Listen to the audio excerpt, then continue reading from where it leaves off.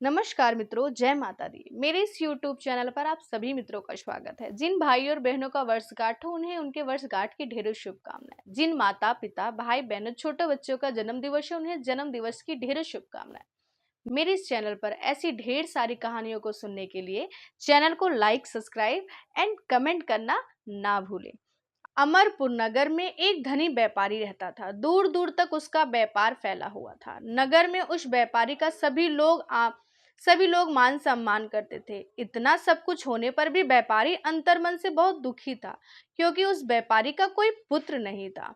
दिन रात उसे एक चिंता सताती रहती कि मेरी मृत्यु के बाद उसके इतने बड़े व्यापार और धन संपत्ति को कौन संभालेगा।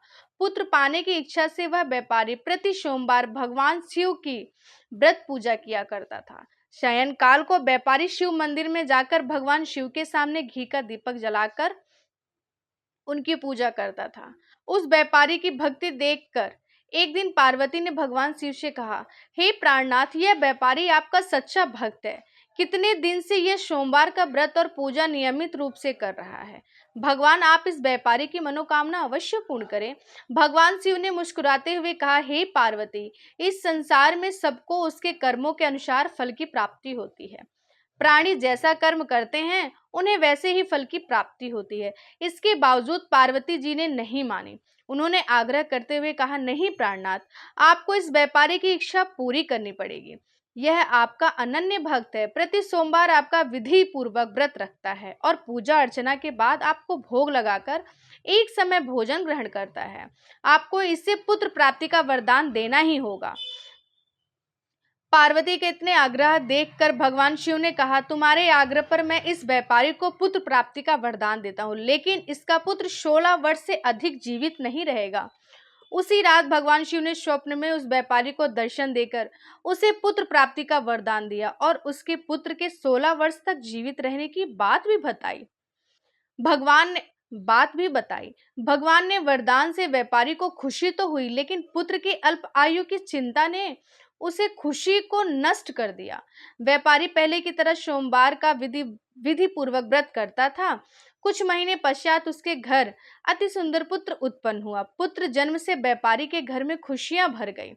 बहुत धूमधाम से पुत्र जन्म का समारोह मनाया गया।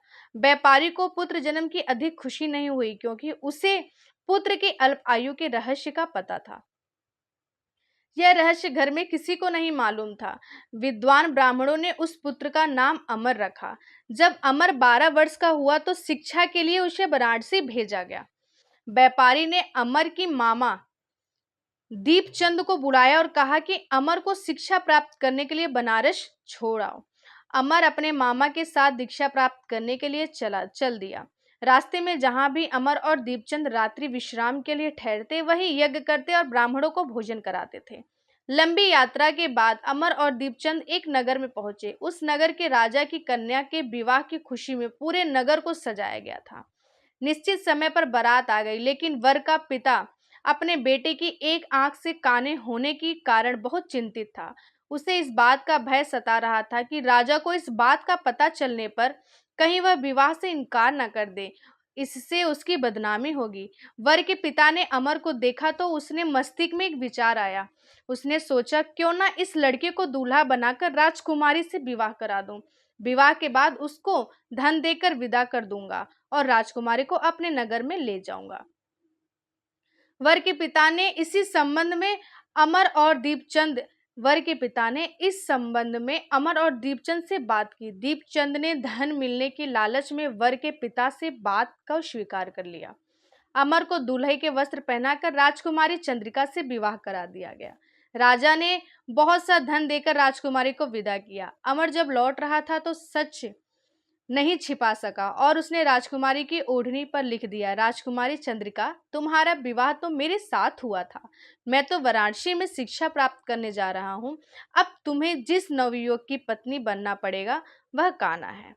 जब राजकुमारी ने अपनी ओढ़नी पर लिखा हुआ पढ़ा तो उसने काने लड़के के साथ जाने से इनकार कर दिया। राजा ने सब बातें जानकर राजकुमारी को महल में रख लिया। उधर अमर अपने मामा दीपचंद के साथ बनारस पहुंच गया। अमर ने गुरुकुल में पढ़ना शुरू कर दिया। जब अमर की आयु 16 वर्ष पूरी हुई तो उसने एक यज्ञ किया। यज्ञ की समाप्ति पर ब्राह्मणों को भोजन कराया और खूब अन्न वस्त्र दान दिया। रात को अमर अपने शयन कक्ष में सोने गया। शिव के वरदान के अनुसार शयनावस्था में ही अमर के प्राण पखेरु उड़ गए। सूर्योदय पर मामा अमर को मृत देखकर रोने पीटने लगे। आसपास के लोग भी एकत्र होकर दुख प्रकट करने लगे।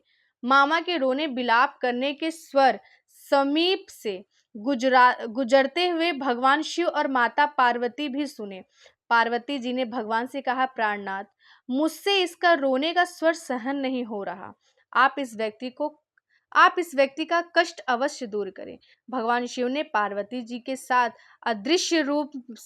अदृश्य रूप में समीप जाकर अमर को देखा तो पार्वती जी से बोले, पार्वती, यह तो उसी व्यापारी का पुत्र है।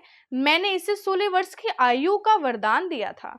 इसकी आयु तो पूरी हो गई। पार्वती जी ने फिर भगवान शिव से निवेदन किया, हे प्राणनाथ, आप इस लड़के को जीवित करें, नहीं तो इसके माता पिता पुत्र की मृत्यु के कारण रो रो कर अपने प्राण को त्याग देंगे। इस लड़के के पिता तो आपका परम भक्त है। वर्षों से सोमवार का व्रत करते हुए आपको भोग लगा रहा है। पार्वती के आग्रह करने पर भगवान शिव ने उस लड़के को जीवित होने का वरदान दिया और कुछ ही पल में वह जीवित होकर उठ बैठा। शिक्षा समाप्त करके अमर मामा के साथ अपने नगर की ओर चल दिया। दोनों चलते हुए उसी नगर में पहुंचे जहां अमर का विवाह हुआ था। उस नगर में भी अमर ने यज्ञ का आयोजन किया। समीप से गुजरते हुए नगर के राजा ने यज्ञ का आयोजन देख राजा ने अमर को तुरंत पहचान लिया। यज्ञ समाप्त होने पर राजा अमर और उसके मामा को महल में ले गए और कुछ दिन उन्हें महल में रखकर बहुत सा धन वस्त्र देकर राजकुमारी के साथ विदा किया। रास्ते में सुरक्षा के लिए राजा ने बहुत से सैनिकों को भी साथ भेजा। दीपचंद ने नगर में पहुंचते ही एक दूत को घर भेजकर अपने आगमन की सूचना भेजी। अपने बेटे अमर की जीवित वापस लौटने की सूचना से व्यापारी बहुत प्रसन्न हुआ। व्यापारी ने अपनी पत्नी के साथ स्वयं को एक कमरे में बंद कर रखा था। भूखे प्यासे रहकर व्यापारी और उसकी पत्नी बेटे की प्रतीक्षा कर रहे थे। उन्होंने प्रतिज्ञा कर रखी थी कि यदि उन्हें अपने बेटे की मृत्यु का समाचार मिला तो दोनों प्राण त्याग देंगे। व्यापारी अपनी पत्नी और मित्र के साथ नगर के द्वार पहुंचा। अपने बेटे का विवाह समाचार सुनकर पुत्रवधू राजकुमारी चंद्रिका को देखकर उसकी खुशी का ठिकाना न रहा। उसी रात भगवान शिव ने व्यापारी के स्वप्न में आकर कहा, हे श्रेष्ठी, मैंने तेरी सोमवार के व्रत करने और व्रत कथा सुनने से प्रसन्न होकर तेरे पुत्र को लंबी आयु प्रदान की है। व्यापारी बहुत प्रसन्न हुआ। सोमवार का व्रत करने से व्यापारी के घर में खुशियां लौट गई। शास्त्रों में लिखा है कि जो स्त्री या पुरुष सोमवार का विविध व्रत करते और व्रत सुनते हैं, उनकी सभी इच्छाएं पूरी होती है। बोलिए शंकर भगवान की जय। भगवान